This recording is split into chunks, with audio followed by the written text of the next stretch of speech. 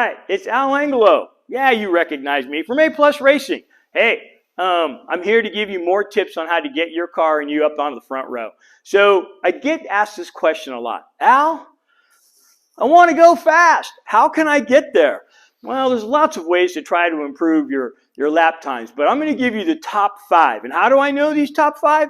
From experience. Yes, it's true. A long time ago, when I first started racing Spec Miatas, I was dead last. I'm talking dead last. I'm talking so far back in the field that drivers who didn't finish the race still beat me because they did more laps than I did. All right, so I would get lapped sometimes 2 or 3 times by the first place guys. So I know what it's like to be in the back of the pack, and I hated it. And so I worked really, really hard to finally get up to the checker flag. All right, so I know from experience what the 5 top things that it took for me to finally get up on the podium. And I'm going to share that with you because you subscribed, right? What? You didn't subscribe? All right, I'll give them to you anyways. All right, here we go. Okay, number 5.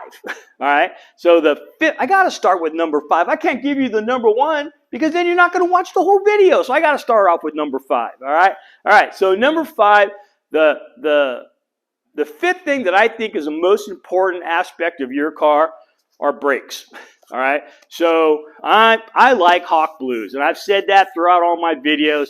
I like them. I think they're easy on my rotors as compared to other competition pads. Now, this is not a street pad, so if you're, I guess if you're an autocrosser, you could use these if you were a serious autocrosser. If you're somebody who drives on the street and you drive on the track, Hawk does make pads for that. I know they make the blacks, and they have some EXP ones and some stuff like that that are good for both or autocross. But I really like Hawk pads. I think Hawk pads, they've always delivered me a ton of performance. I enjoy using them. They're easy on my rotors. I'll show you what they look like. So if you come on in a little closer here, I'll pull one out. This is a rear for a 1.6, but you can see how much metallic is inside of this pad. It's very coarse. All right, it's very grippy. All right, I really like the Hawk pads. So if you've got good brakes, then you're going to have confidence when it comes time to step on the brakes that it's going to be there. Okay. Now on Spec Miata, we don't use ABS, so it's your feeling on what point they're going to lock up. And that's a part of becoming a better driver. So, spend some time in the car, get used to the feel of these grippy brake pads, and then you're going to be faster. All right, I guarantee it. So get some high quality brake pads. They're going to help knock your lap times off. I smell all the time when I'm at the track. I smell like, holy cow, somebody's burning up their brakes. And that's because they usually have stock pads on there. My buddy Mark, who's the champion Spec Miata racer this year, I remember one time we brought a car out to the track with stock brake pads, and we wore them metal to metal in one day. And we put those pads in that morning. And by that evening, they were metal to metal. And yeah, they smoked up the place, all right? So good quality brake pads is number 5, okay? All right, so here we go on to number 4, all right? Number 4, the 4th thing that I think that you need to knock some lap time off of your lap times, it's going to be tires, all right? Tires are very important. We go through a lot of tires. So the type of tire that I personally like to use, I like to use the Toyo RR, all right? And so this is a Toyo RR right here, all right? And so one thing I like about the Toyo RR, it's designed as a race tire. Okay, so this is not a street tire that we convert into a race tire. We used to do that with the RA1, but now the Toyo RR is a total race design tire, and it's designed for racing. The big secret, though, has always been, well, what tire pressure do you start off at? So you'll hear people ask that all the time on the track. Well, what do you start off with? What do you start off with? And it's kind of a big secret because, yeah, we want to win. And so we don't normally tell people exactly what we're running, but I'm going to share it with you. All right. So I like to start off at about 24 to 25 pounds. All right. I know you're saying, man, that's like no air pressure at all. I got it. But what I want to do is I want to come off the track at 31. All right. No more than 31. So I go out, I do a session, I come back, and if I'm at 30, then I'm okay with 30. If I'm at 29, I might put in a pound and get up to 30 or 31. I don't like going to 32. The problem I see in the double R is that once you get to 32, they get greasy. All right. So they start to get slippery, and then you lose traction. You're not going fast anymore. These tires, I feel, work the best at about 30 pounds of air pressure. So I adjust for that. Now, if I come in and I'm at 33 on my first session, then yeah, I'm going to knock them down to 30. Okay. And then I just check them from time to time. One thing I do not do is once I got the tire set to where they're coming off the track at 30, 31, I do not adjust the tire pressure throughout the day. I see people constantly checking pressure, adding pressure, taking pressure out all the time throughout the day. Once I've set it in the morning and I come off the track right, it's normally right the rest of the day. I know some people are going to argue with that, but out here, that's what I find. And like I said, I run 14 race cars at a time. I start them all off at 25 pounds, 24, 25. I bring them off at 31. And as we check them throughout the day, we're right on the money. This is a great tire. It is a race tire, but it's a wonderful tire if you can get them. The other one I really like too is I like to run the Hoosiers. The only problem I have with the Hoosier tire is that the Hoosier tire can heat cycle out. And what that means is when the tire gets hot and it cools down, hot and cools down, those are heat cycles. This one will heat cycle good and give you plenty of traction until the air comes out of it. Okay, so once you've corded it, then it's no good anymore. But they'll go all the way. The Hoosiers won't. So the Hoosiers will get really, really slippery as the heat cycles go more and more. And you'll still have a lot of tread left on the tire, but it'll get greasy before it wears out. Now, one little trick here, and I'll show you that you can tell how much tread is left on this tire, being that it's a competition tire. You can see it has these little dimples, all right? So this dimple isn't very deep. This dimple is deeper. That's because this is worn out more than this. So if I'm going to buy a used set of tires, and sometimes I do, then I look to see how much dimple is left, and that's going to tell me how much life is still left on the tire, okay? So that's number 4. Number 4, tires. Get yourself some good quality tires.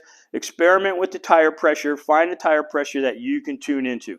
If you're going to run like Durezas or something like that, those are good tires. The problem is getting them at the right temperature because they've got so many grooves in them because they're a street tire that they have so much air circulation. It's hard to get those ones up to temperature. Okay, so you might want to start at a little higher pressure if you're going to run a street track type of tire like the Durezas. All right. So anyhow, number 4, tires. Okay. All right.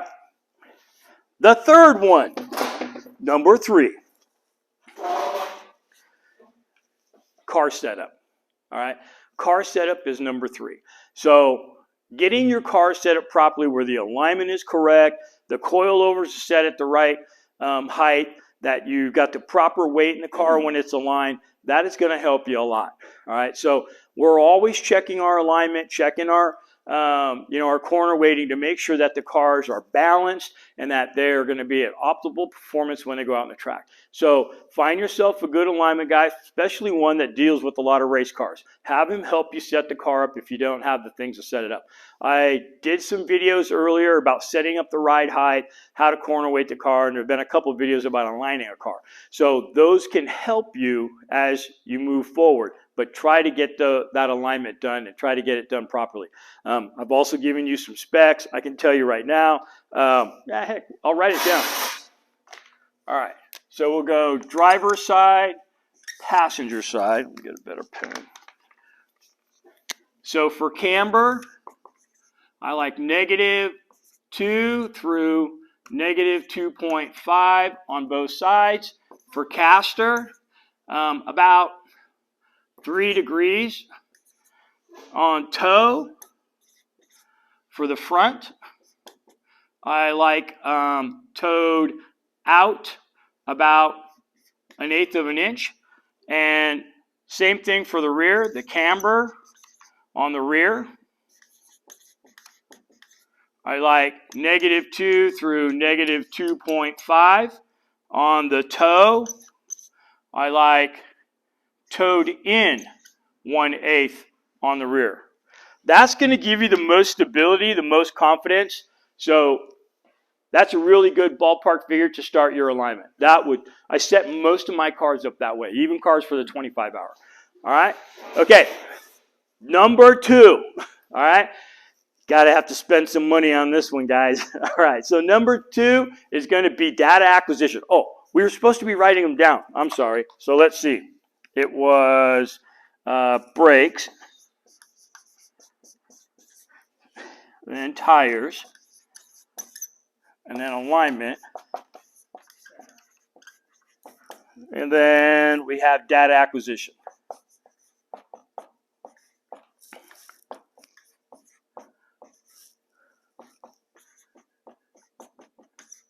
Okay, data acquisition.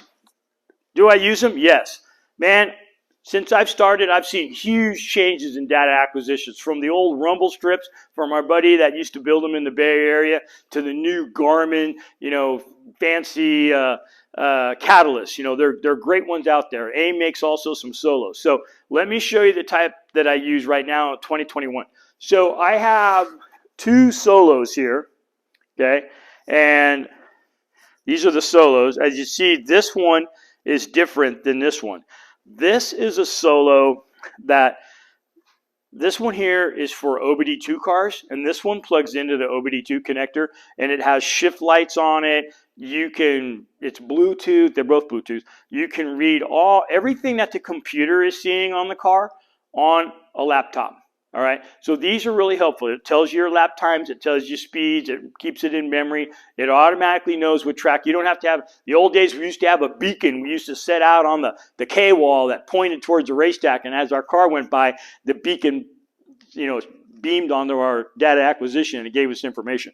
This is all done with satellite. This is the only thing you need. It's got magnets on the back. You turn the thing on, it might be dead, but you turn it on, and then you just put it on anything metal, and it'll find the racetrack that you're at, and it knows exactly where the finish line is at. And so it's one button and you're done. And then you can go ahead and scroll through and pull up all kinds of information that you need. So this is the one that actually plugs into the OBD2 port. So this is called the Solo 2 DL. And then this is just a regular Solo 2. So like if you had you didn't have OBD2, you could use this on OBD2. I like these. This thing here, it's a lot of information you got to pull up on a laptop. This one here gives you a ton of information just by pushing buttons. It's also Bluetooth. It won't do near what this one will, but it does give you a lot of information. As like, are you on your fastest lap time? How far behind are you on your lap time? Are you ahead of your lap time? It gives you all that information. The one that I just got a couple of weeks ago, and we've used it a couple of times, is this one right here. All right. This is the Mac Daddy, okay, of data acquisitions. I saw somebody using one of these at the racetrack. I got to see them use it, and I'm like, I got to own one of these. So now I have one. I've used it myself personally, and I also rent it out with the car.